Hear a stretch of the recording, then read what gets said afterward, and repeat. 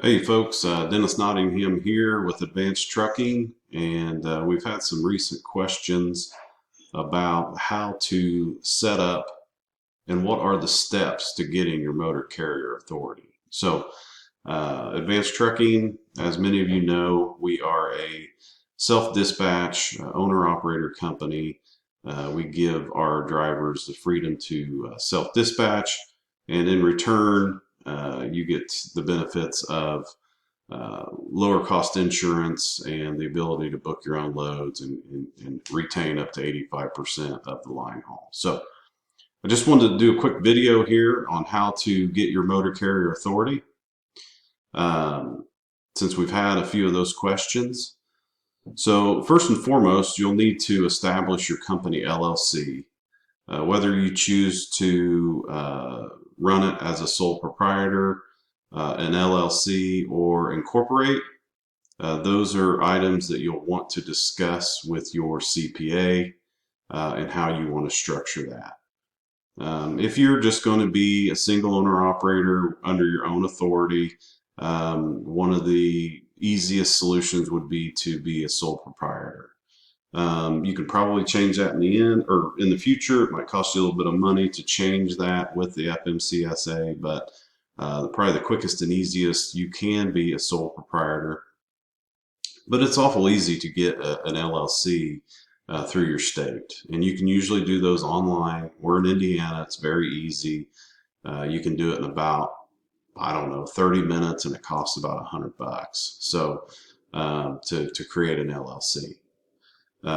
But of course, we always recommend to speak to a CPA or an attorney if you choose. Again, you file that with your state.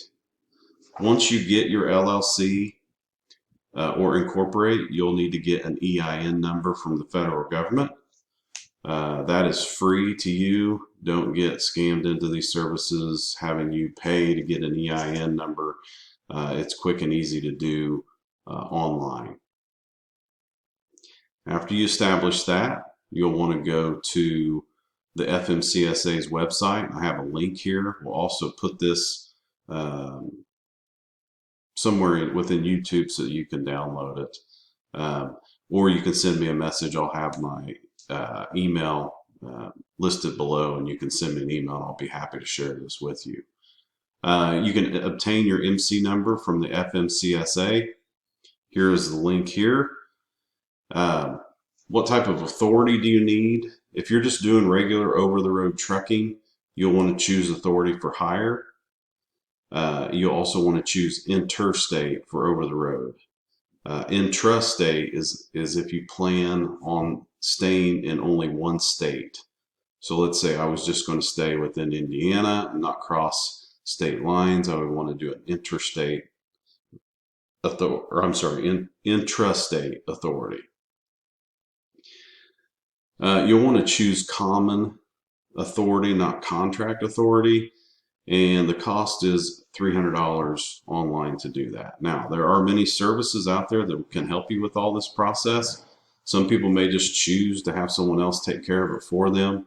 I would recommend OOIDA, which is the what does OOIDA stand for? Like Owner Operator Independent something association. So you can, their website is ooida.com, and they can also help you with setting up your authority. It'll take up to 3 weeks for it to go active, and for it to go active, you're going to have to show proof of liability insurance before they'll issue it active. Your insurance carrier will actually submit that, and once you make it active, then it will allow your authority to become active. But it does, there's like a 21-day wait period that you have to go through for your authority to become active. And insurance is one of the stipulations. One recommendation is to be sure to use a phone number that isn't your cell phone, because once you file for your motor carrier authority, you're going to get bombarded with calls and solicitations, and they'll sound real. You'll get stuff in the mail that you'll think's legit, but just be aware of that you are going to get spammed like crazy. Let's see here. I always recommend getting a Google Voice number. What you can do is get that Google Voice number. It's free through Google. Once you have a Gmail account, that way they're not calling your cell phone number. So that's just one thing to kind of keep in mind. From there, you'll complete the BOC3 form. I've put some links in here for that. You can also use aprocessingagents.com. You have to have an agent's company to do that for you. I think this is who we use. They'll charge you a small fee for that to file that BOC3 form. Once you've completed that, you'll pay for your UCR. We've also submitted a link here to start your UCR. I can't remember exactly how much it is per truck, but I don't know. I'd factor in 100, 150 bucks for your UCR. You can do that all online. Again, don't pay another processing company to do that for you on your behalf. You can take care of that yourself.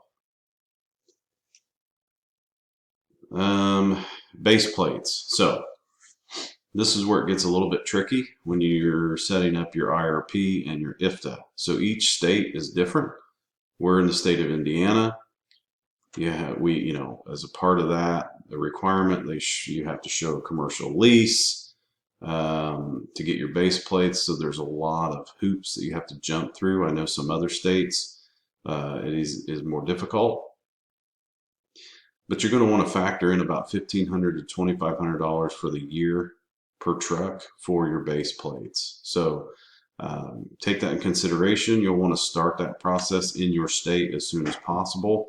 I would try to gather as much information up front, even before you start your authority, just to try to figure out how the whole base plates work.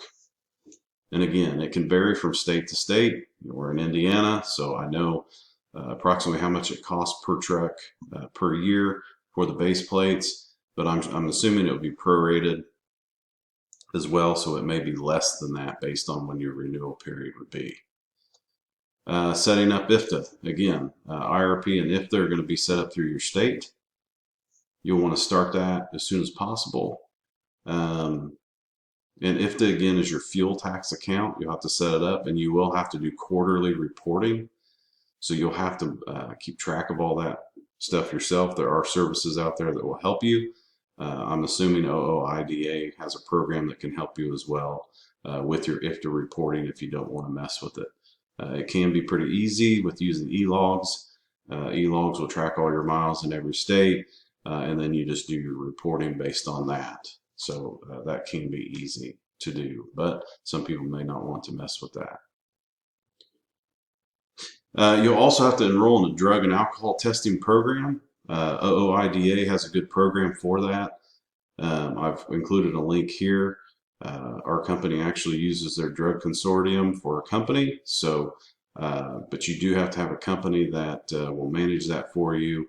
And yes, if you're a single owner operator, you will still be required to do random drug testing and testing on yourself. So keep that in mind. And there are other companies and services, and they may be more affordable than what OOIDA is. But what I like about OOIDA is they're organized and they do a good job. So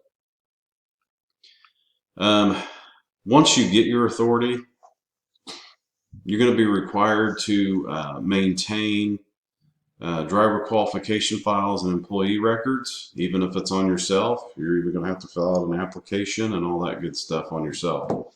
So keep that in mind. You're going to have to maintain driver logs. Even if it's just you by yourself, you're going to have to maintain those driver logs. Safety records, you're going to have to maintain safety records. Hours of service records, you're going to have to maintain those and keep a file on all of those, even if it's just yourself. Any kind of accident reporting, you'll have to do all that filing and paperwork with that. Maintenance records, you'll also want to keep maintenance records on all your equipment and keep that handy in case you're ever audited. And then all drug and alcohol testing program records and reports. Again, I can't stress enough, you'll have to do a pre-employment test on yourself. And then you'll also have to be enrolled if you're on your own in a drug and alcohol testing program. So you will have to maintain that and keep yourself in a drug consortium, even if you're a single owner operator. Some of the things to think about when getting your authority, there will be a delay on working with some brokers. So you will have some brokers that will work with you from day one. A lot of the better brokers are going to make you wait 6 months, a year, and sometimes longer. So we always recommend is if you do get your authority, take that into account. I know C.H. Robinson, I think from day one, they'll work with you. Uber, they'll work with you too. I think you can do Amazon right now and some other bigger brokerages that will allow you from day one. Other things to take into account is your insurance. You're going to want to partner with an insurance company that is, you don't want to go with just the cheapest because they are graded, and you're going to want to get with an A grade insurance company, liability insurance company that way, because some brokers will not work with you if you have a lower grade insurance. So kind of take that into account. You may actually reach out to a few brokers and ask them what their insurance requirements are. Again, Advanced Trucking is looking for owner-operators who are interested in self-dispatch. The drivers are all given all the different load boards or access to. Currently, the drivers pay for their own DAT Power load boards. We give access to Snyder, C.H. Robinson, Coyote, Uber, XPO, and many others. So there's a lot of load boards out there that we give you access to. I did just want to mention that we do have some dedicated routes in the Midwest. They're currently paying up to $2.17 per mile, all miles loaded and empty. So if you're interested in something like that, that is before the company cut, but that is still pretty consistent drop and hook freight. If you're interested in that, feel free to reach out to me. My email here is dennis@advancedtrucking.net, and our phone number is 317-978-0276 if you want to talk to recruiting. And if you want to check us out online, go to www.advancedtrucking.net, and you can find all our fees and things that we charge under the FAQ section of the website. One thing I did want to mention is a lot of other self-dispatch companies, they do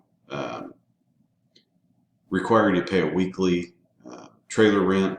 We do not. We do charge a set fee of 5% if you need to use one of our trailers.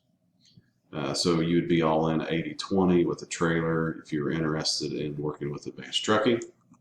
If not, if I can help you with how to get your own authority, or if you have any other questions, feel free to reach out. Again, my contact information here is dennis@advancedtrucking.net. Our phone number is 317-978-0276, and our website is advancedtrucking.net. Thank you much.